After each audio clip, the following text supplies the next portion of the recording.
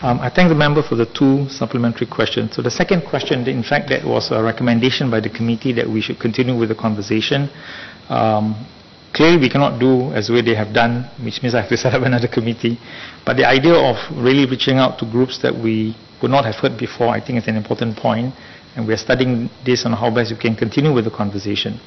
One idea is really to go back to the various groups that they have met, to close the loop, so to speak, with some of the suggestions that they have made and how those suggestions have been implemented by the various organizations, but we're studying this.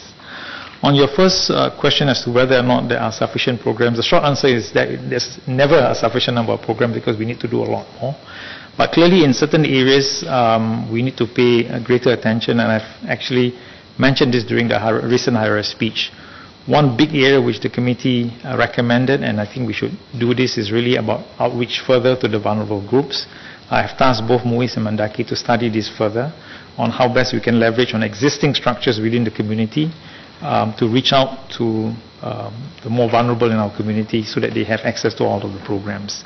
And here, I think the role of the MMOs are very important because first, they have their own networks, they have their own resources at the ground, and if we can again leverage on them and get them to do more in terms of reaching out to their clients and beyond their own existing client base, I think that will be a good outcome.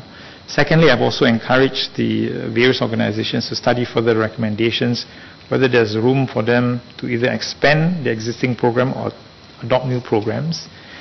We've announced new funding that the government had given us to MMCDF, and therefore there's additional resources for us to do a lot more.